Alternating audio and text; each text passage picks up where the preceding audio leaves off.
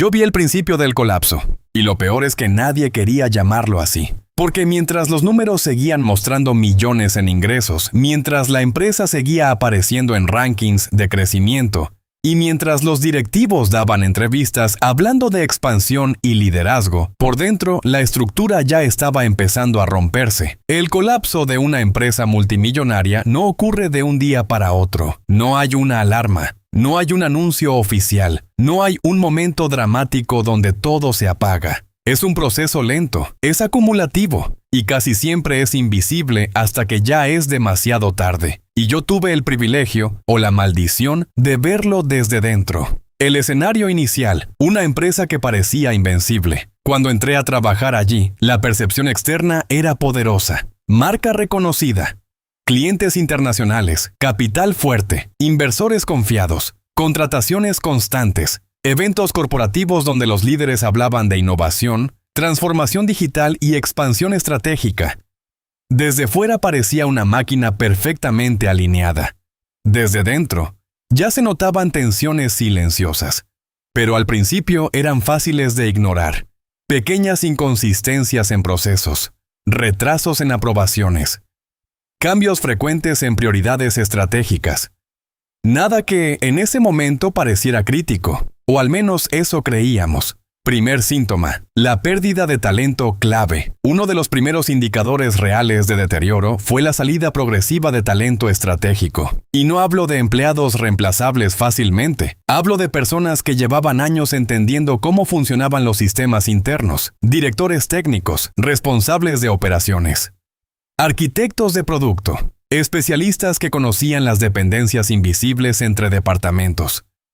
Cuando esas personas empezaron a renunciar en cadena, algo cambió profundamente. Las razones oficiales eran siempre similares: nuevos desafíos, mejor oportunidad, crecimiento profesional. Pero en conversaciones privadas la historia era distinta. Cansancio por la falta de dirección clara, frustración por decisiones tomadas sin consultar a quienes ejecutaban, desacuerdo con cambios estratégicos impulsivos, y lo más peligroso, la sensación de que la empresa ya no escuchaba a quienes entendían realmente el funcionamiento interno. Cuando el conocimiento acumulado se marcha, la organización pierde memoria, y una empresa sin memoria comienza a repetir errores. Segundo síntoma, decisiones estratégicas desconectadas de la realidad operativa. Con el tiempo noté algo más preocupante. Las decisiones estratégicas empezaron a tomarse desde una visión financiera y de mercado, pero sin evaluar la capacidad operativa real para ejecutarlas. Se lanzaban nuevos proyectos simultáneamente, se anunciaban nuevas líneas de negocio, se proponían expansiones internacionales, pero los equipos ya estaban trabajando al límite con los recursos existentes. Es como intentar acelerar un coche que ya está funcionando con el motor sobrecalentado. Puede avanzar un tiempo, pero el desgaste interno aumenta exponencialmente. Y eso fue exactamente lo que ocurrió. La presión por resultados inmediatos llevó a sobrecargar las estructuras internas sin fortalecer la base. Tercer síntoma, tensión financiera oculta. Aunque públicamente los reportes mostraban estabilidad, internamente comenzaron a aparecer señales preocupantes. Los presupuestos empezaron a ajustarse silenciosamente. Proyectos aprobados con inversión asignada fueron congelados sin explicación pública clara. Se retrasaron pagos estratégicos. Se renegociaron contratos con proveedores bajo argumentos de optimización. Pero lo que realmente estaba pasando era una presión sobre la liquidez y la necesidad de liberar capital rápidamente. Lo interesante es que nadie lo decía directamente. La narrativa oficial seguía hablando de crecimiento.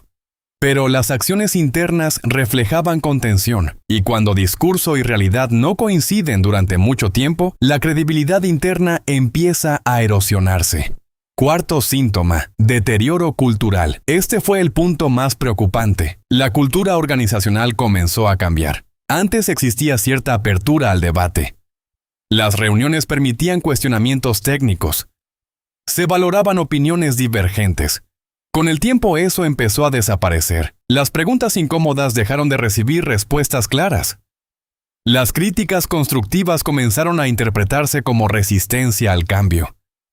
Y los empleados aprendieron rápidamente una lección implícita. Es más seguro callar que señalar problemas. Cuando una organización castiga indirectamente la transparencia interna, termina creando un entorno donde la información crítica ya no fluye hacia arriba. Y eso acelera el colapso porque los líderes pierden visibilidad real de los problemas. Quinto síntoma: sobredependencia de la imagen externa. Mientras los problemas internos crecían, la inversión en imagen pública aumentaba. Campañas de marketing más agresivas. Participación en eventos internacionales. Presencia constante en medios de comunicación. El objetivo parecía claro: mantener la percepción de éxito y estabilidad frente al mercado. Pero aquí está la paradoja.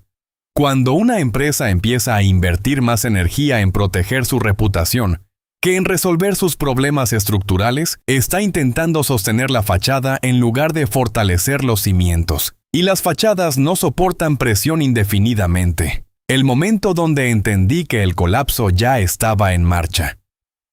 El punto de inflexión ocurrió cuando varios proyectos clave empezaron a fallar simultáneamente, no por falta de esfuerzo, no por incompetencia individual, sino por falta de coordinación y por decisiones estratégicas que habían ignorado advertencias internas previas. Los retrasos generaron penalizaciones contractuales. Las penalizaciones afectaron los márgenes reducidos aumentaron la presión financiera. Y esa presión llevó a nuevos recortes internos. Fue un círculo vicioso. Cada reacción al problema generaba otro problema. Ahí comprendí que la empresa ya no estaba gestionando crecimiento. Estaba gestionando consecuencias, el silencio colectivo. Quizás lo más impactante fue notar que muchas personas dentro de la organización sabían que algo estaba mal. Pero nadie lo decía claramente en espacios formales. En conversaciones privadas todos reconocían las señales, pero en reuniones oficiales predominaba el discurso optimista. Ese doble nivel de comunicación crea una fractura interna peligrosa. Porque cuando la verdad solo se habla en pasillos y no en mesas de decisión, los líderes toman decisiones basadas en información incompleta o filtrada. Y eso retrasa aún más la reacción ante la crisis. Lo que ocurre cuando el colapso ya es evidente, cuando finalmente los indicadores negativos ya no pudieron ocultarse, comenzaron las medidas de emergencia, despidos masivos, reestructuración urgente, venta de activos no estratégicos, revisión acelerada de proyectos. Pero estas medidas, aunque necesarias en algunos casos, llegaron demasiado tarde para evitar el daño acumulado. Porque el problema no era solo financiero, era estructural, era cultural, era estratégico. Y esos problemas no se solucionan únicamente con recortes. Reflexión profunda. Ver cómo una empresa multimillonaria empieza a colapsar desde dentro te hace entender algo esencial. El tamaño no protege contra errores internos. El éxito pasado no garantiza estabilidad futura. Y el crecimiento acelerado sin controles sólidos crea una ilusión de fortaleza que puede romperse cuando las tensiones acumuladas alcanzan un punto crítico. Muchas organizaciones fallan no porque un evento externo las destruya, sino porque ignoran durante demasiado tiempo las señales internas de advertencia. Y cuando reaccionan, ya están intentando salvar lo que se pudo haber prevenido. Conclusión final: el colapso organizacional casi nunca es espectacular. Es progresivo. Es silencioso. Es visible para quienes están atentos a los detalles. Y lo más importante, siempre empieza con pequeñas decisiones que parecen insignificantes en el momento, pero que acumuladas durante años cambian completamente la estabilidad de la empresa. Yo vi ese proceso y aprendí que detectar las señales temprano es clave. Pero tener el poder de cambiar el rumbo depende de quién esté dispuesto a escuchar esas señales antes de que sea demasiado tarde. Bienvenido a Confesiones Corporativas.